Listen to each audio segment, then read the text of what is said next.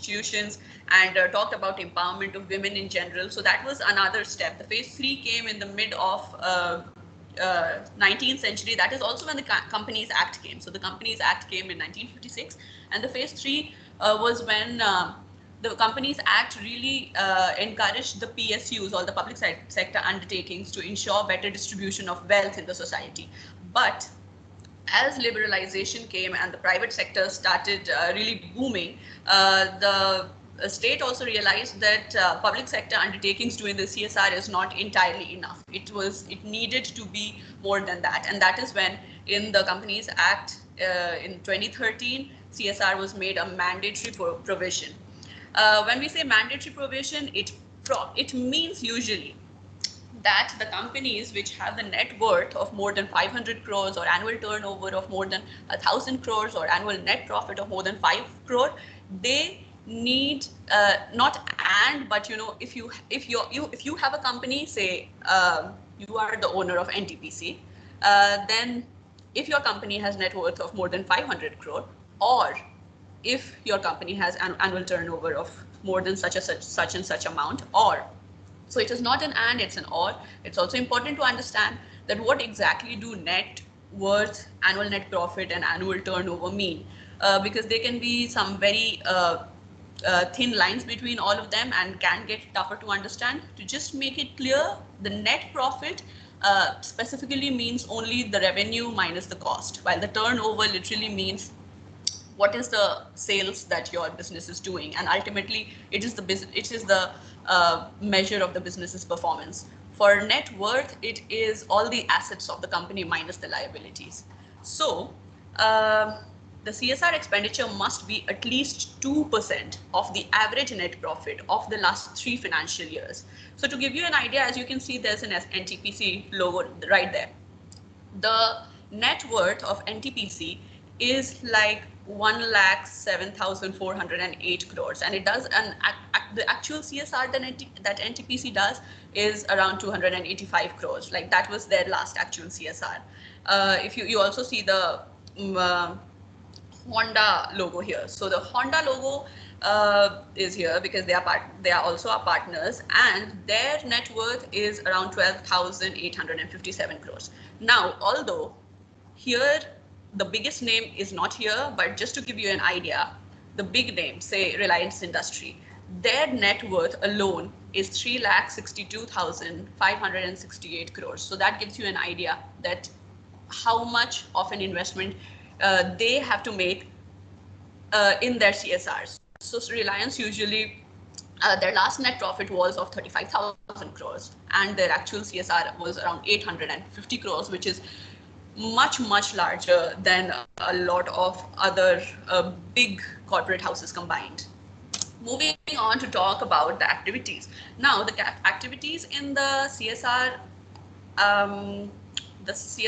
schedule, which is in the Companies Act, are, earlier there were 10, as you can see on your screen. There were all different types of activities that one can do under CSR. Activities that align with the principles of that organization, activities that organization feels that they probably want to do, activities that they would like to do in that particular geographical area. So a lot of different ways can be used to choose which CSR activity does that particular corporate want to do. To just give you an idea, Tata Chemicals last time it spent around 12 crores on the CSR, and it works on wildlife conservation. Now, since it works on chemicals, so they work on wildlife conservation. The idea is to restore or give it back.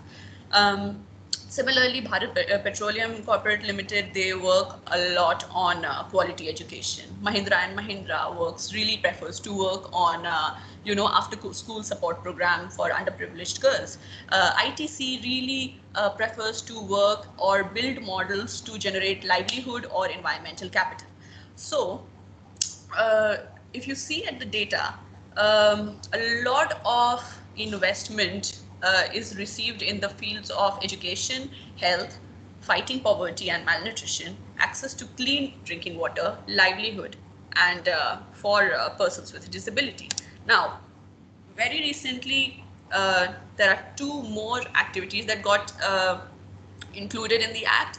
The first one is apprenticeship training, which was added, and the latest one is spending on coronavirus related activities. So if a corporate wants to invest in coronavirus, then it can get counted in their CSR. So we are expecting that major chunk from this financial year's spending is going to go into coronavirus.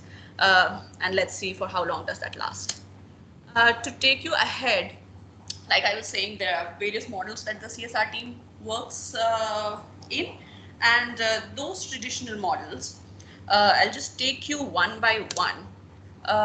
So these are the partnership models that the CSR team has worked in so far. They are 5 major models. The first model is that either the training is the fund is directly contributed to the National Skill Development Fund or NSDC. The second one is establishment of Corporate Skill Excellence Center. Third one is the corporate can support any trade-specific lab or center. The fourth one is the corporate can choose to give us their land or their building or their machinery.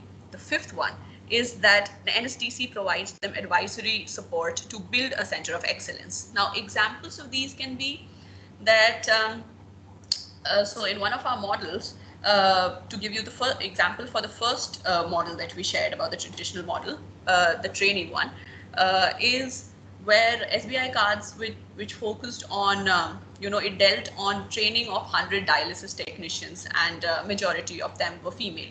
So talking about the second one, the establishment of Corporate Skill Excellence Center, it was built for Airports Authority of India in Chandigarh with 2,360 beneficiaries. And then another one was under retail sector with BCML targeting 1,000 women beneficiaries in Noida. The third one here, which talks about supporting trade-specific labs, the best example that we have worked with has been of Jaqua Foundation, who donated 50 labs where candidates can learn plumbing. The other example can be of Honda Motors and Scooters, who donated 10 labs where candidates can learn how to become two-wheeler service technicians. So these are the ways how corporates choose to invest in CSR projects. The fourth model is, again, when we are working with Airports Authority of India, they gave us their old building in Chandigarh, old airport building, to establish that as a skilling center.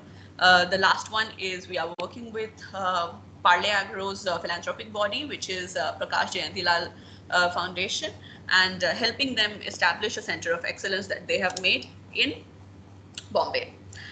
But now that times have changed, and now a lot of industries are changing their perception, changing their mode of working. So even as the CSR team, we are realizing that we need to improvise, adapt, and find a way to flourish when the world is changing and the whole pandemic is changing the perception of the world.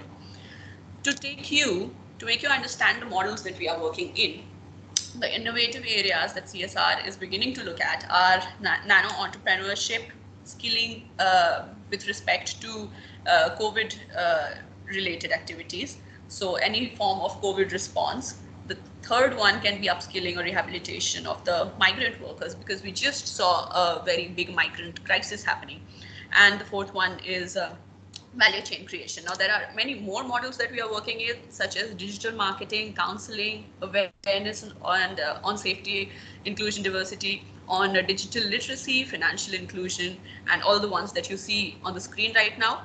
But going back on the models that I was talking about, very recently we have started working towards choosing a training partner for our nano entrepreneurship project, which is going to target 5,000 local youth in Jammu and Kashmir. And the project can be of around is going to be of around 7 to 8 crores. It is going to be funded by NTPC. In a similar way, we are in talks with e-commerce giants and trying to connect the beneficiaries that NSDC has trained so far to, in some way or the other, get on e-commerce platforms. So if there are any artisans who are producing products, then to link them and to add value to their creation, to link them to the market, and to bring them on board of e-commerce is something that we really are trying to do. We're also trying to work with the migrants that have returned home in Uttar Pradesh, in Bihar, and Jharkhand to upskill them, reskill them, rehabilitate them, so that once they are ready and once they get back into working, that they return with better skills to work with.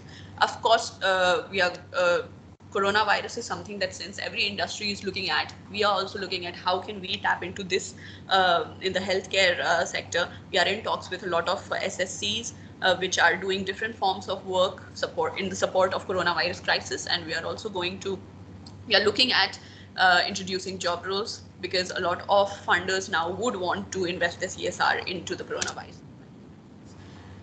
Going ahead, we are also looking at developing financial inclusion or digital literacy modules for women and girls. We are in talks with several organizations to promote community-based skill training, where we can build enterprises of groups of women working with SDGs, village level organizations, or cluster-based federations, and how we can work with them in entirety and help them emerge as successful enterprises. Taking you ahead, we are going to talk about the partnerships that we have built so far and our achievements that the CSR team has achieved in the span of last few years of working. So our partnerships, as you saw earlier, our partnerships range from the public sector undertakings, right from Indian Oil, Gas Authority India Limited, Airports Authority of India, NHPC, Nuclear Power Corporation of India, then to private enterprises that we have partnered with, such as Parle Agro, or Hero, or Hitachi, or SBI Cards. So we are not limiting ourselves in any way. Even right now, we are reaching out to various organizations that are not a part of us yet, but we would really want to work with them. So going ahead from our partnerships and talking about our achievements, so far the CSR team in itself has trained around 1,15,054 beneficiaries, assessed around 1,04,729 beneficiaries, and certified 84,530 beneficiaries. We have placed 41,858 beneficiaries. There has been the fund commitment of 215 crores that the CSR team is working on projects with. There are 68 funders that we have partnered with right now. We are working on 95 projects. Some of them have closed, some of them are ongoing, some of them are in the process of closing soon towards the end of the year. We are targeting the beneficiary number of 1,53,201. So that was a little bit about the work we are doing. Coming back, like I mentioned about sustainable development goals, probably poll might have popped up in your chat boxes that you could become a part of.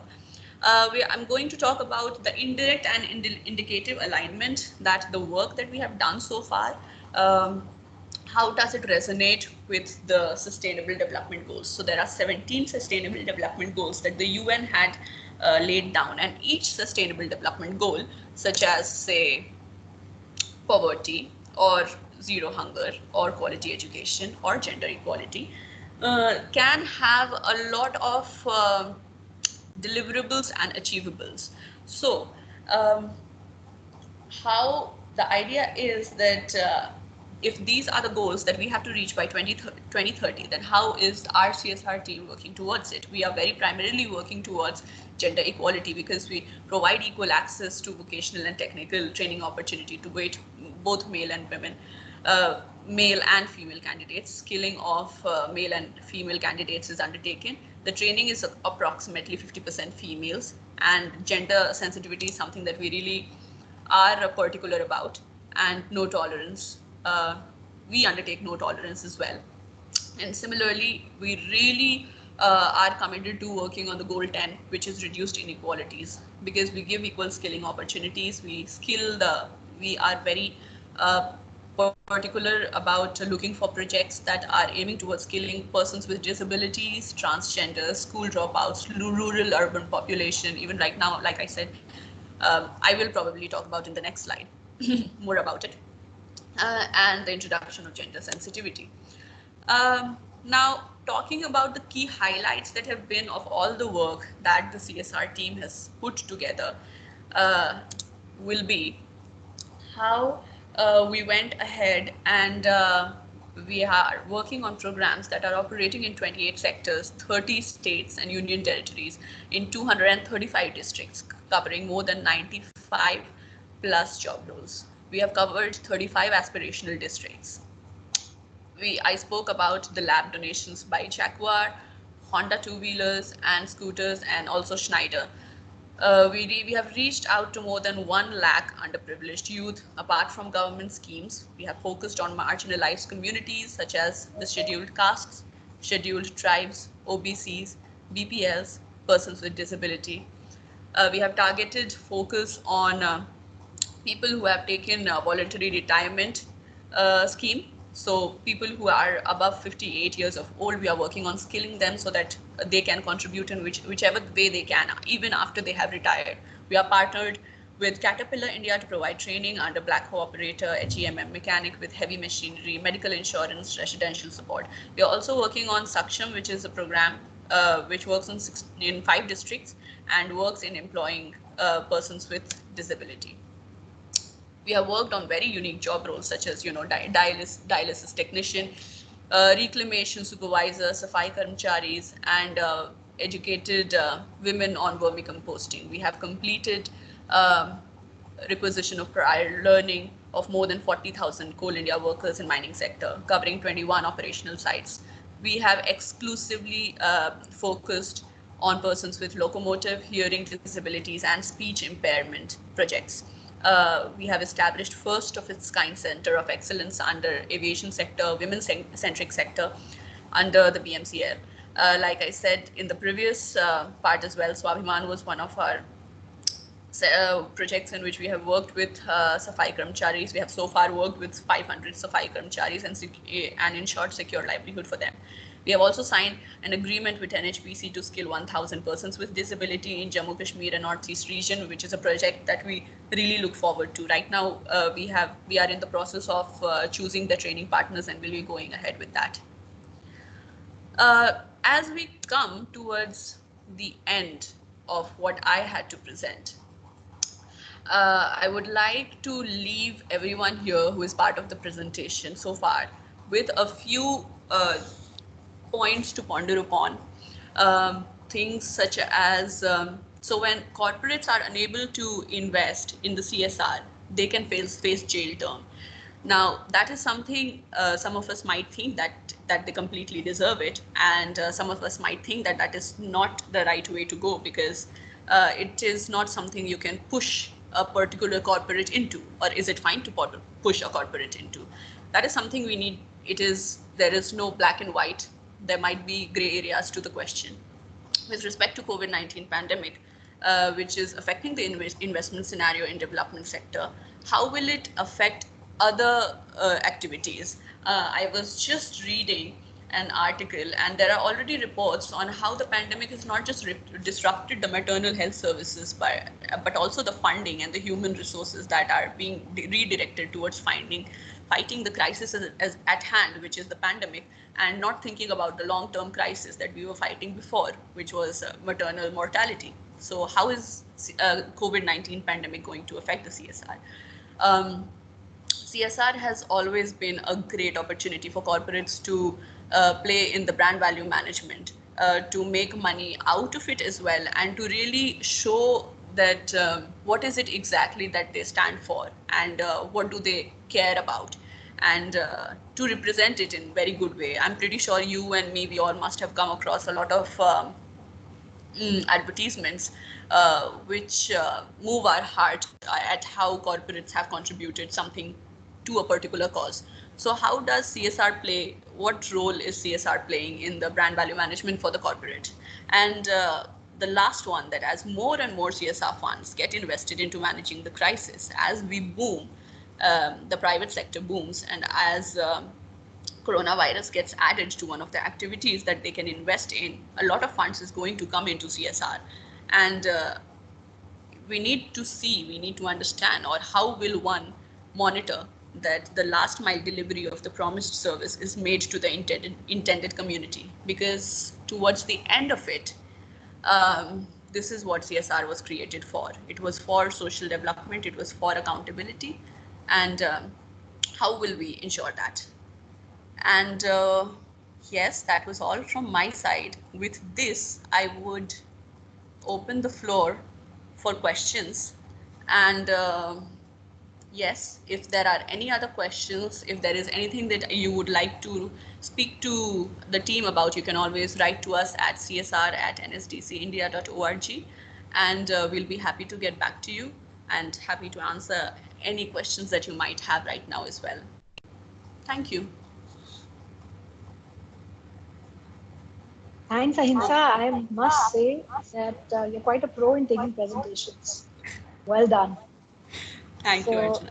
Like Ahimsa mentioned, I see that there are 25 of us, and there are many state engagement officers also in this webinar. So please feel free to ask questions or share anything that you may have with respect to CSR.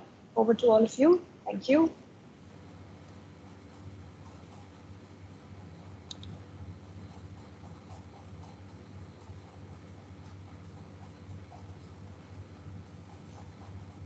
Okay, so if no one's asking a question, it means that no one was listening. Is that so? Archana, there is a question from Ruchika, and she's asking that what's your fundraising model and approach? Okay, so what's the fundraising model and approach? Okay, Ruchika, you can ask questions on the team itself. I mean, there is no need to write the message here because this is not a live session. However, I'll just answer your question. So the way it goes is that we strike conversations with different funding organizations. I'll give you a case in point. So right now we are in advanced stage of conversation with Amazon Saheli and Amazon Karigar. So we approached them proactively and we shared that, we would like our beneficiaries to get linked to the e-marketplace, etc. So these are the models and thematic areas we have to offer. So how is it that you are going to commit your funds towards our CSR? So upon the conversations that we have and the deliberations that ensue regarding the concept, we prepare a proposal. We have a standard format of a proposal. However, having said that, we do tweak the proposal basis the requirements of different funding organizations, and then we send that proposal to a particular funding organization, and then it goes through a process in the funding organization, in the corporate. It may need to be presented to the board, etc. And because funds are there is a financial implication and funds are pledged. The proposal comes back to us, maybe with changes in budget, etc., or job roles, locations, so on and so forth, or it may come back to us just the way we had presented it, and then an MOU is signed, and then you know the rest. Does that answer your question, Ruchika?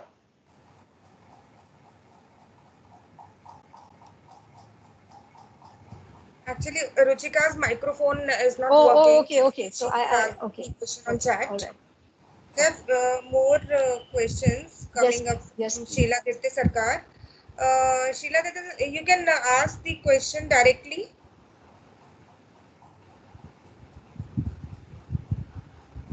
Okay, Sheila Dette has written any approach. Yes, please, Sheila Dette, go ahead.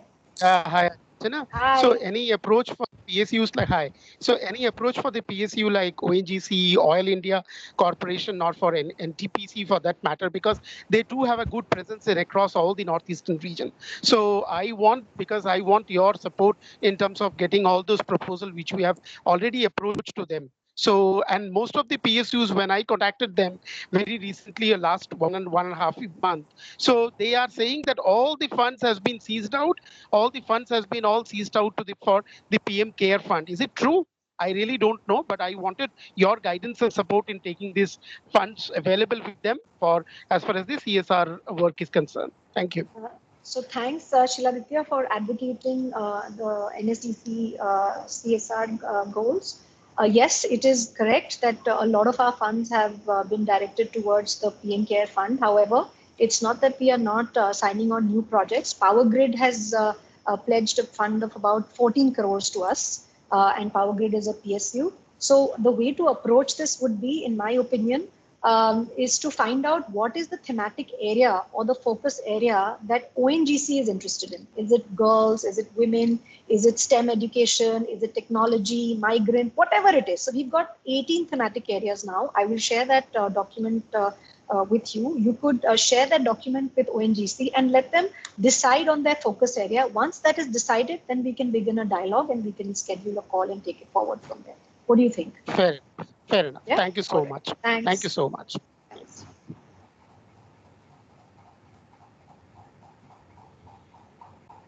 Anybody else with a question or a suggestion or any inputs? So Archana, Ruchika has further asked that how do we search these organizations, and with respect to alignment of our marketing plan, she wants to know how do we do the marketing and approach these organizations, and then identify and then go ahead with it.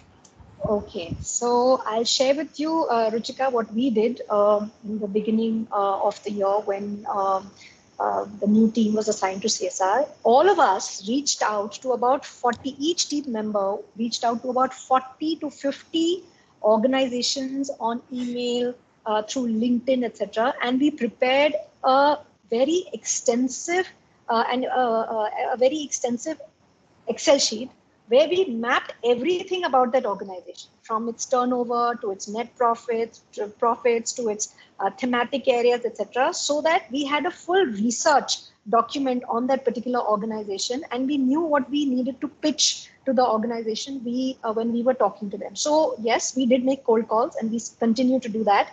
And through these cold calls have emerged Hindustan Unilever, Amazon, Microsoft, and some other very large corporates. So Ruchika's mic is not working, so I wouldn't know whether there is something else I need to add to this.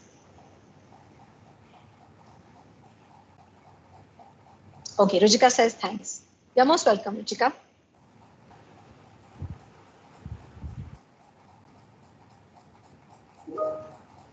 Okay, also I'd like to add here, Ruchika, something that you are helping us with.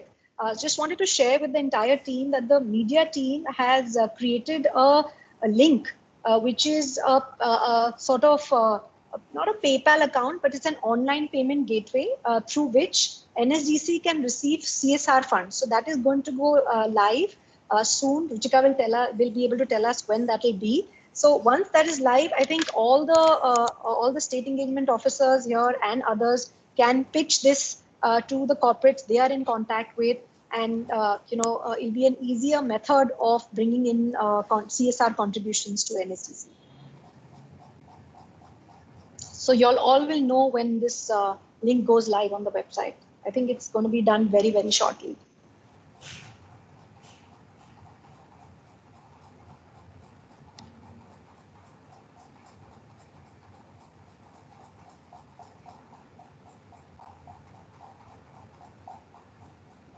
Anything else from anybody else?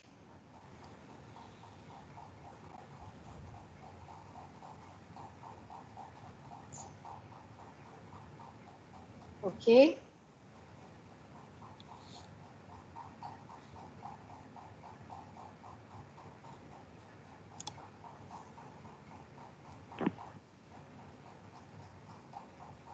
Okay.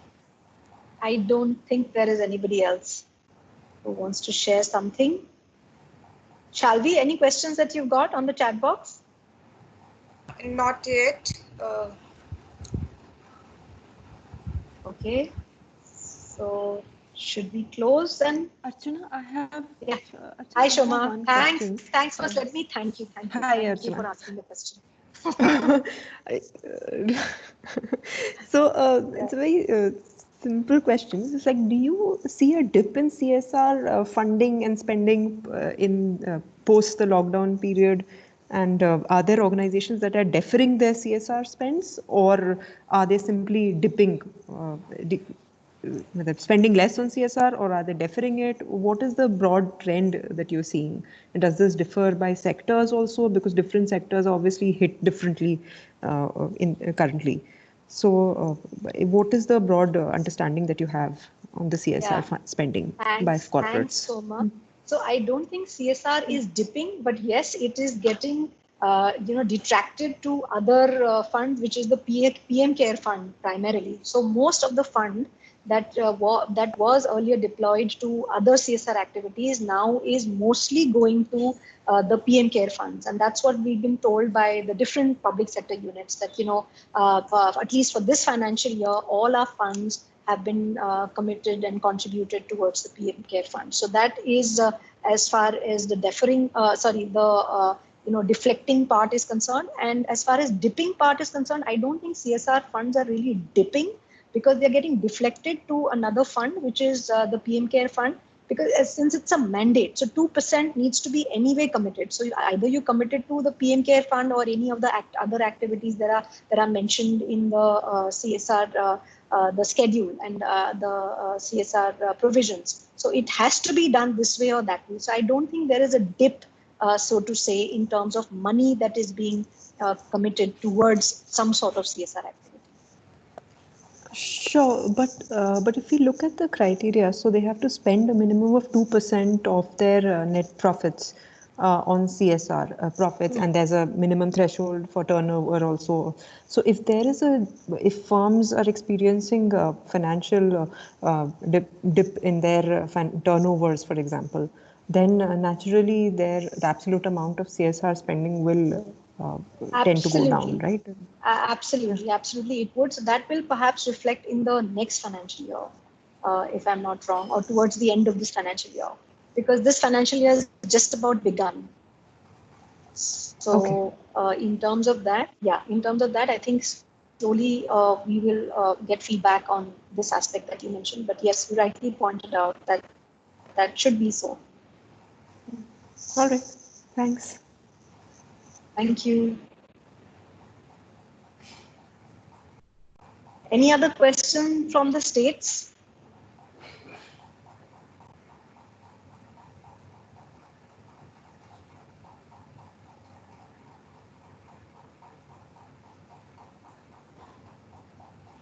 So I'd like to ask a question to all the state engagement officers who are here. If the CSR team wants to mobilize migrant workers in your state, and we need to get access to these migrant workers, which is the best way to do it? How do we do it? Is there any data available in the state? What's the best method?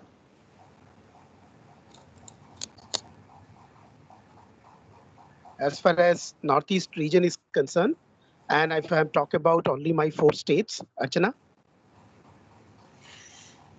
I'm there, but on mute, so that it's easier for you to reduce the background noise. Yeah. Yeah. So as far as my northeastern states are concerned, so I have already collected 3 of the states' data, the migrant data with me, and now I am actually working on the Assam data.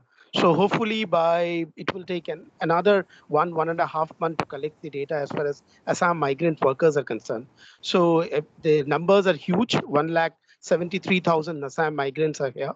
So I think it will take some time, but yes, we will definitely do something for them as far as NTPC is concerned, associating with NTPC, because NTPC has got a good plan to skills the artisans, to skill especially the women and the privileged section of the society, because they do have a plan in the last year which they couldn't. But yes, you are also right that some funds has already been deflected to the PM Care, but they do have certain amount of the fund which is there for these kind of people. So hopefully, if we arrange a con call or setting up some meeting with the NTPC guys there at the central level, I'm sure things will definitely get into our fold.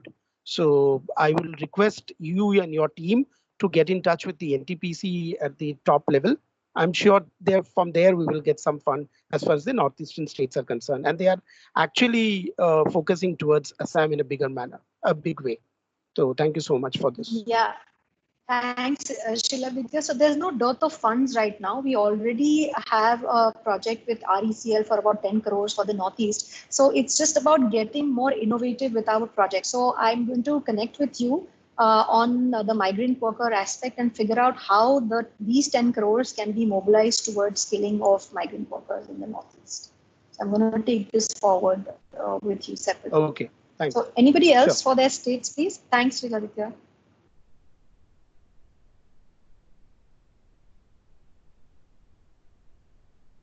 Hi Archana, Prashant here.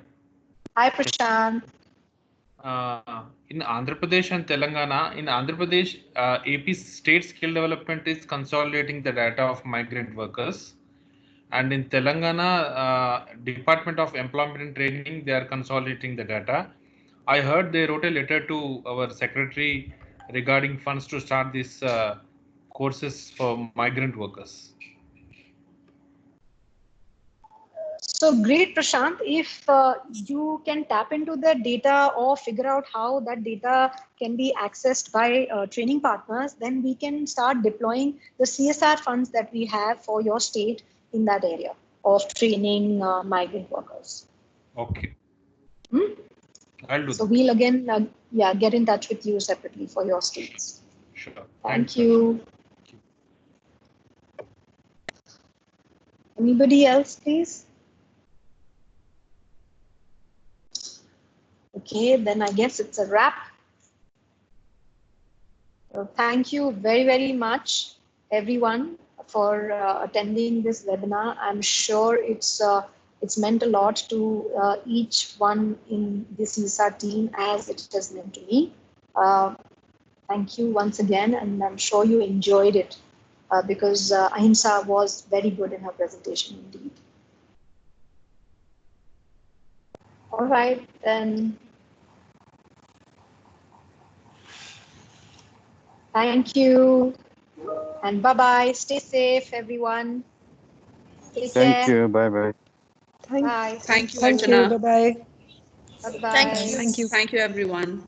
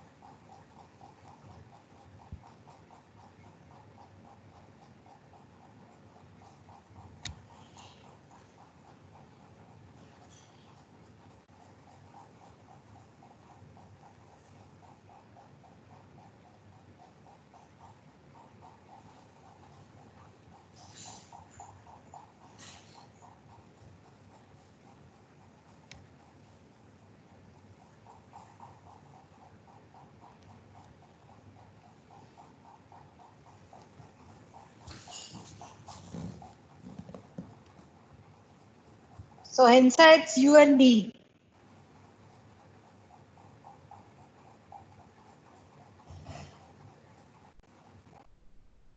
Ahimsa?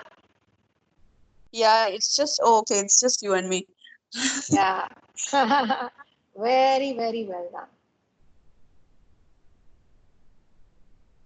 Are you there?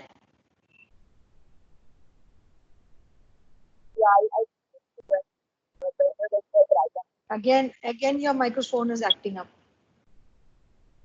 I don't know. I think it went better than the dry run. That's what I'm saying. Definitely, definitely. So I guess the more we practice, the better we get. Yes, definitely. Thank you for taking all the questions and moderating it. Thank you. Chalo, you're a pro now. All the presentations of our team are going to be done by you. I think I have done my part now. Everyone should do one. Yeah, true, true. Thank you. All right, take care, enjoy, relax. So you get today's day to relax, and then tomorrow you begin with the UK representation. Yes, I will. Okay. So I have some inputs on the PPT that Shujoy has sent. I'm not sure if you're marked on it. If you are, if you can please go through the PPT. You are, right? So if you can, yeah, if you can go through the PPT, please, and then share your inputs so that we can get whatever data we require from other teams by, I think, tomorrow, so that we can work on our presentation, final presentation. And we should be ready with it by the 23rd to April? 20. When do you have to present it? 23rd. Okay. Yeah. Then it should be ready by 21st or something. Right. Yeah. Okay. Sounds good. Okay. All right. Take care. I'm looping out. Thanks. Bye-bye.